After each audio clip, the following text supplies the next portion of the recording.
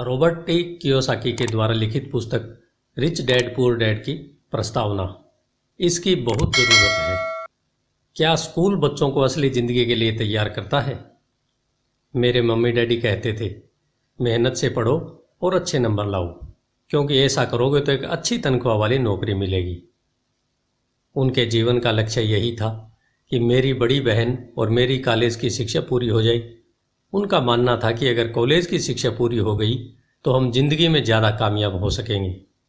जब मैंने 1976 में अपना डिप्लोमा हासिल किया, मैं फ्लोरिडा स्टेट यूनिवर्सिटी में अकाउंटिंग में ऑनर्स के साथ ग्रेजुएट हुई और अपनी कक्षा में काफ़ी ऊंचे स्थान पर रही। तो मेरे मम्मी डैडी का लक्ष्य पूरा हो गया।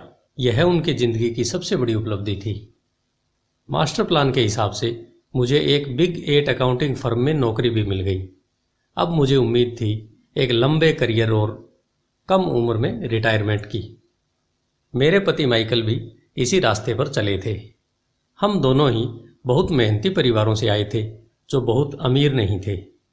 माइकल ने ऑनर्स के साथ ग्रेजुएशन किया था, एक बार नहीं बल्कि 2 बार। पहली बार इंजीनियर के रूप में और फिर लॉ स्कूल से। उन्हें जल्दी ही पेटेंट लॉ में विशेषज्ञता रखने वाली वाशिंगटन डीसी की एक मानी हुई लॉ फर्म में नौकरी मिल गई और इस तरह उनका भविष्य भी सुनहरा लग रहा था। उनके करियर का नक्शा साफ था और यह बात तय थी कि वे भी जल्दी रिटायर हो सकते थे। हालांकि हम दोनों ही अपने करियर में सफल रहे, परंतु हम जो सोचते थे हमारे साथ ठीक वैसा ही नहीं हुआ। हमने कई बार नौकरियां बदली, हालांकि हर बार नौकरी बदलने के कारण सही थे, परंतु हमारे लिए किसी ने भी पेंशन योजना में निवेश नहीं किया। हमारे रिटायरमेंट फंड हमारे खुद के लगाए पैसों से बढ़ रहे थे। हमारी शादी बहुत सफल रही और हमारे 3 बच्चे हैं। उनमें से 2 कॉलेज में हैं और तीसरा भी हाई स्कूल में गया ही है। हमने अपने बच्चों को सबसे अच्छी शिक्षा दिलाने में बहुत सा पैसा लगाया। 1996 में एक दिन मेरा बेटा स्कूल से घर लौटा। स्कूल से उसका मोह भंग हो गया था। वह पढ़ाई से ऊब चुका था। मैं उन विषयों को पढ़ने में इतना ज़्यादा समय क्यों बर्बाद करूं जो असली ज़िंदगी में मेरे काम ही नहीं आएंगे। उसने विरोध किया। बिना सोचे विचारे ही मैंने जवाब दिया, क्योंकि अगर तुम्हारे अच्छे नंबर नहीं आए तो तुम कभी कॉलेज नहीं जा पाओगे। चाहे मैं कॉलेज जाऊं या ना जाऊं, उसने जवाब दिया, मैं अमीर बनकर दिखाऊंगा। अगर तुम कॉलेज से ग्रेजुएट नहीं होगे तो तुम्हें कोई अच्छी नौकरी नहीं मिलेगी। मैंने एक माँ की तरह चिंतित और आशंकित होकर कहा, बिना अच्छी नौकरी के तुम किस तरह अमीर बनने के सपने देख सकते हो? मेरे बेटे ने मुस्कुराकर अपने सिर को बोरियत भरे अंदाज में हिलाया। हम यह चर्चा कई बार पहले भी कर चुके थे। उसने अपने सिर को झुकाया और अपनी आंखें घुमाने लगा। मेरी समझदारी भरी सलाह एक बार फिर उसके कानों के भीतर नहीं गई थी। हालांकि वह स्मार्ट और प्रबल इच्छा शक्ति वाला युवक था, परंतु वह नम्र और शालीन भी था। मम्मी, उसने बोलना शुरू किया और भाषण सुनने की बारी अब मेरी थी। समय के साथ चलिए, अपने चारों तरफ देखिए। सबसे अमीर लोग अपनी शिक्षा के कारण इतने अमीर नहीं बने हैं। माइकल जॉर्डन और मैडोना को देखिए। यहाँ तक कि बीच में ही हार्वर्ड छोड़ देने वाले बिल गेट्स ने माइक्रोसॉफ्ट कायम किया। आज वे अमेरिका के सबसे अमीर व्यक्ति हैं और अभी उनकी उम्र भी 30 से 40 के बीच में ही है।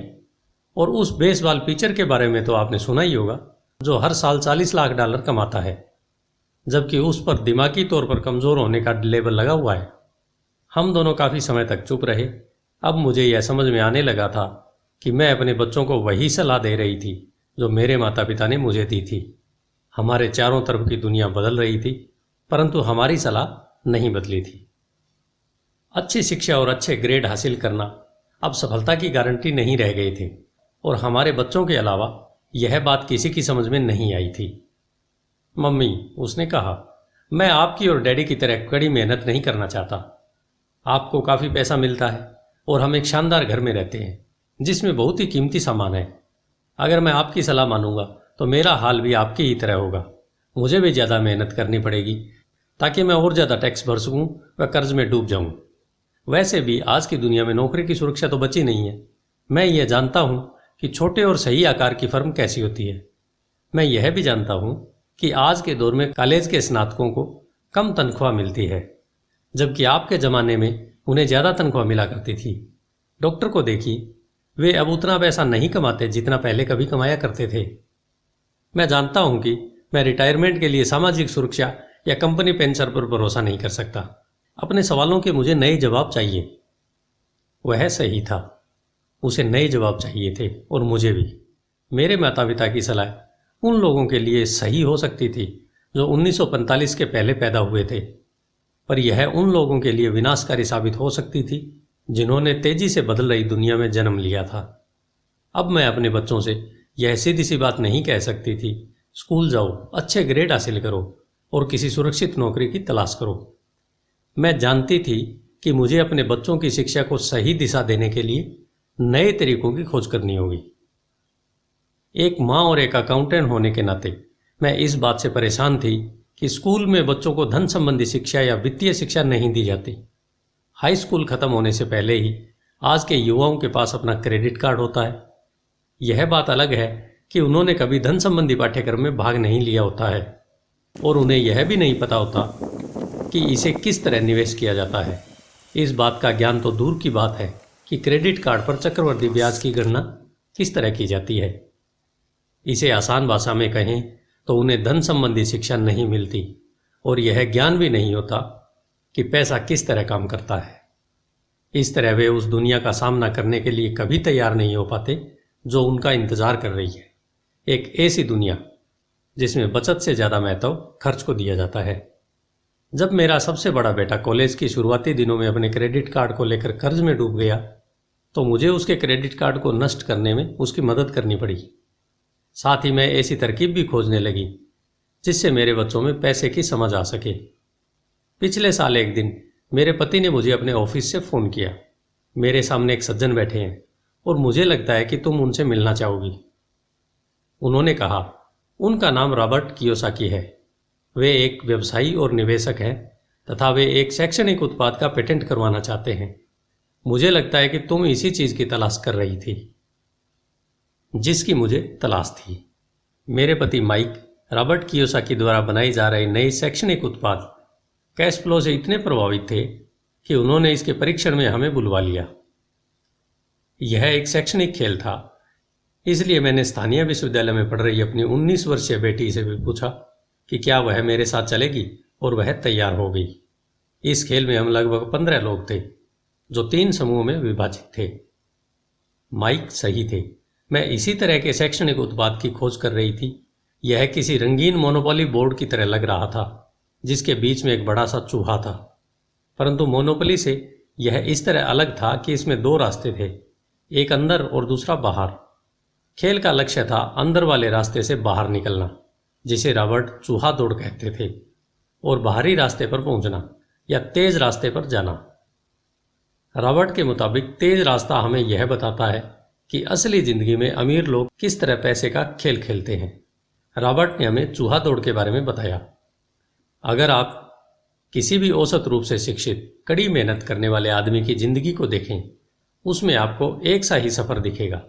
बच्चा पैदा होता है, स्कूल जाता है, माता पिता खुश हो जाते हैं क्योंकि बच्चे को स्कूल में अच्छे नंबर मिलते हैं और उसका दाखिला कॉलेज में हो जाता है।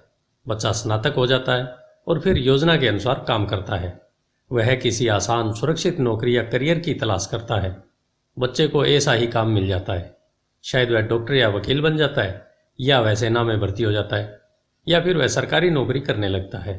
बच्चा पैसे कमाता है, उसके पास थोक में क्रेडिट कार्ड आने लगते हैं, और अगर अब तक उसने खरीदारी करना शुरू नहीं किया है तो अब जमकर खरीदारी शुरू हो जाती है। खर्च करने के लिए पैसे पास में होते हैं तो वह उन जगहों पर जाता है जहां उसकी उम्र के ज़्यादा नौजवान जाते हैं, लोगों से मिलते हैं, डेटिंग करते हैं और कभी कभार शादी भी कर लेते हैं। अब जिंदगी में मज़ा आ जाता है क्योंकि आजकल पुरुष और महिलाएं दोनों नौकरी करते हैं। 2 तनख्वाहें बहुत सुखद लगती है। पति पत्नी को लगता है कि उनकी ज़िंदगी सफल हो गई है। उन्हें अपना भविष्य सुनहरा नजर आता है। अब वे घर, कार, टेलीविज़न खरीदने का फैसला करते हैं, छुट्टियां मनाने कहीं चले जाते हैं, और फिर उनके बच्चे हो जाते हैं। बच्चों के साथ उनके खर्चे भी बढ़ जाते हैं। खुशहाल पति पत्नी सोचते हैं कि ज़्यादा पैसा कमाने के लिए अब उन्हें ज़्यादा मेहनत करना चाहिए। उनका करियर अब उनके लिए पहले से ज़्यादा मायने रखता है। वे अपने काम में ज़्यादा मेहनत करने लगते हैं ताकि उन्हें प्रमोशन मिल जाए या उनकी तनख्वाहें बढ़ जाएं। तनख्वाह बढ़ती है, पर उसके साथ ही दूसरा बच्चा भी पैदा हो जाता है। अब उन्हें एक बड़े घर की ज़रूरत महसूस होती है। वे नौकरी में और भी ज़्यादा मेहनत करते हैं, बेहतर कर्मचारी बन जाते हैं और ज़्यादा मन लगाकर काम करने लगते हैं। ज़्यादा विशेषज्ञता हासिल करने के लिए वे एक बार फिर किसी स्कूल में जाते हैं ताकि वे ज़्यादा पैसा कमा सकें। हो सकता है कि वे दूसरा काम भी खोज लें। उनकी आमदनी बढ़ जाती है, परंतु उस आमदनी पर उन्हें इनकम टैक्स भी चुकाना पड़ता है। यही नहीं, उन्होंने जो बड़ा घर खरीदा है उस पर भी टैक्स देना होता है। इसके अलावा उन्हें सामाजिक सुरक्षा का टैक्स तो चुकाना ही है। इसी तरह बहुत से टैक्स चुकाते चुकाते उनकी तनख्वाह चुक जाती है। वे अपनी बढ़ी हुई तनख्वाह लेकर घर आते हैं और हैरान होते हैं कि इतना सारा पैसा आखिर कहाँ चला जाता है। भविष्य के लिए बचत के हिसाब से वे कुछ म्यूचुअल फंड भी खरीद लेते हैं और अपने क्रेडिट कार्ड से घर का किराना खरीदते हैं। उनके बच्चों की उम्र अब 5 या 6 साल हो जाती है। यह चिंता भी उन्हें सताने लगती है कि बच्चों के कॉलेज की शिक्षा के लिए भी बचत जरूरी है। इसके साथ ही उन्हें अपने रिटायरमेंट के लिए पैसा बचाने की चिंता भी सताने लगती है। 35 साल पहले पैदा हुए यह खुशहाल दंपति अब अपनी नौकरी के बाकी दिन चूहा दौड़ में फंसकर बिताते हैं। वे अपनी कंपनी के मालिकों के लिए काम करते हैं, सरकार को टैक्स चुकाने के लिए काम करते हैं और बैंक में अपनी गिरवी संपत्ति तथा क्रेडिट कार्ड के कर्ज को चुकाने के लिए काम करते हैं। फिर वे अपने बच्चों को यह सलाह देते हैं कि उन्हें मन लगाकर पढ़ना चाहिए, अच्छे नंबर लाना चाहिए और किसी सुरक्षित नौकरी की तलाश करना चाहिए। वे पैसे के बारे में कुछ भी नहीं सीखते और इसलिए वे जिंदगी भर कड़ी मेहनत करते रहते हैं। यह प्रक्रिया पीढ़ी दर पीढ़ी चलती है। इसे चूहा दौड़ कहते हैं। चूहा दौड़ से निकलने का एक ही तरीका है और वह यह है, आप अकाउंट्स और इन्वेस्टमेंट दोनों क्षेत्रों में निपुण हो जाएं। दिक्कत यह है कि इन दोनों ही विषयों को बोरिंग और कठिन माना जाता है। मैं खुद एक सीपीए हूँ और मैंने बिग 8 अकाउंटिंग फर्म के लिए काम किया है। मुझे यह देखकर ताजुब हुआ कि रॉबर्ट ने इन दोनों बोरियत और कठिन विषयों को सीखना इतना रोचक, सरल और रोमांचक बना दिया था। सीखने की प्रक्रिया इतनी अच्छी तरह से छुपा ली गई थी कि जब हम चूहा दौड़ से बाहर निकलने के लिए जी जान लगा रहे थे तो हमें यह ध्यान ही नहीं रहा कि हम कुछ सीख रहे थे। शुरू में तो हम एक नए शैक्षणिक खेल का परीक्षण कर रहे थे, परंतु जल्दी ही इस खेल में मुझे और मेरी बेटी को मजा आने लगा। खेल के दौरान हम दोनों ऐसे विषयों पर बात कर रहे थे जिनके बारे में हमने पहले कभी बातें नहीं की थी। एक लेखापाल होने के कारण इनकम स्टेटमेंट और बैलेंस शीट से जुड़ा खेल खेलने में मुझे कोई परेशानी नहीं हुई। मैंने खेल के नियम और इसकी बारीकियां समझाने में अपनी बेटी और दूसरे लोगों की मदद भी की। उस रोज़ मैं चूहा दौड़ से सबसे पहले बाहर निकली और केवल मैं ही बाहर निकल पाई। बाहर निकलने में मुझे 50 मिनट का समय लगा, हालांकि खेल लगभग 3 घंटे तक चला। मेरी टेबल पर एक बैंकर बैठा था, इसके अलावा एक व्यवसायी था और एक कंप्यूटर प्रोग्रामर भी था। मुझे यह देखकर बहुत हैरानी हुई कि इन लोगों को अकाउंटिंग या इन्वेस्टमेंट के बारे में इतनी कम जानकारी है, जबकि ये विषय उनकी ज़िंदगी में कितने ज़्यादा अहमियत रखते थे। मेरे मन में यह सवाल भी उठ रहा था कि वे असल ज़िंदगी में अपने पैसे धेले के कारोबार को कैसे संभालते होंगे। मैं यह समझ सकती थी कि मेरी 19 साल की बेटी क्यों नहीं समझ सकती, पर ये लोग तो उससे दुगनी उम्र के थे और उन्हें ये बात समझ में आनी चाहिए थी। चूहा दौड़ से बाहर निकलने के बाद मैं 2 घंटे तक अपनी बेटी और इन शिक्षित अमीर वयस्कों को पासा फेंकते और अपना बाजार फैलाते देखती रही। हालांकि मैं खुश थी कि वे लोग कुछ नया सीख रहे थे, लेकिन मैं इस बात से बहुत परेशान और विचलित थी। वयस्क लोग सामान्य अकाउंटिंग और इन्वेस्टमेंट के मूलभूत बिंदुओं के बारे में कितना कम जानते थे। उन्होंने अपने इनकम स्टेटमेंट और अपनी बैलेंस शीट के आपसी संबंध को समझने में भी बहुत समय लगाया। अपनी संपत्ति खरीदते और बेचते समय उन्हें ध्यान ही नहीं रहा कि हर सौदे में उनकी महीने की आमदनी पर असर पड़ रहा है। मैंने सोचा, असल ज़िंदगी में ऐसे करोड़ों लोग होंगे जो पैसे के लिए सिर्फ इसलिए परेशान हो रहे हैं क्योंकि उन्होंने ये दोनों विषय कभी नहीं पढ़े। मैंने मन में सोचा, भगवान का शुक्र है कि हमें मज़ा आ रहा है और हमारा लक्ष्य खेल में जीतना है। जब खेल खत्म हो गया तो रॉबर्ट ने हमें 15 मिनट तक कैश फ्लो पर चर्चा करने और इसकी समीक्षा करने के लिए कहा। मेरी टेबल पर बैठा व्यवसायी खुश नहीं था, उसे खेल पसंद नहीं आया था। मुझे यह सब जानने की कोई ज़रूरत नहीं है, उसने ज़ोर से कहा। मेरे पास इन सब के लिए अकाउंटेंट, बैंकर और वकील है जिन्हें यह सब मालूम है।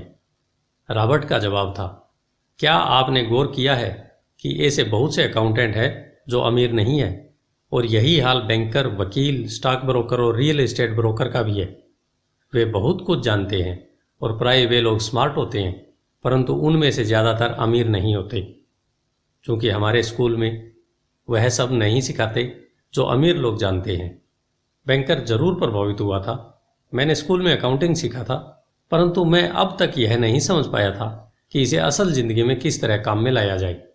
अब मैं समझ गया हूँ, मुझे चूहा दौड़ से बाहर निकलने के लिए खुद को तैयार करने की ज़रूरत है। रॉबर्ट की सबसे बड़ी चिंता यह थी कि अमीरों और गरीबों के बीच फासला लगातार बढ़ता जा रहा है। ऐसा न सिर्फ अमेरिका में हो रहा है, बल्कि पूरी दुनिया में हो रहा है। रॉबर्ट के अनुसार बच्चे सालों तक दकियानुसी शिक्षा पद्धति में अपना समय गुजारते हैं और ऐसे विषय पढ़ते हैं जो उनके जीवन में कभी भी कहीं भी काम नहीं आने वाले हैं, और वे ऐसी दुनिया के लिए तैयारी करते हैं जिसका अब नामो निशान भी नहीं बचा है। आज आप किसी भी बच्चे को जो सबसे खतरनाक सलाह दे सकते हैं वह यह है, स्कूल जाओ, अच्छे नंबर लाओ और सुरक्षित नौकरी ढूंढो। उन्होंने कहा, यह पुरानी सलाह है और यह खराब सलाह है। अगर आप यह देख सकते हैं कि एशिया, यूरोप, दक्षिण अमेरिका में क्या हो रहा है, तो आप भी उतनी ही चिंतित होंगी जितनी कि मैं। रॉबर्ट के अनुसार यह बुरी सलाह है, क्योंकि अगर आप चाहते हैं कि आपके बच्चे का भविष्य आर्थिक रूप से सुरक्षित हो, तो आप पुराने नियमों के सहारे नए खेल को नहीं खेल सकते। यह बहुत खतरनाक होगा।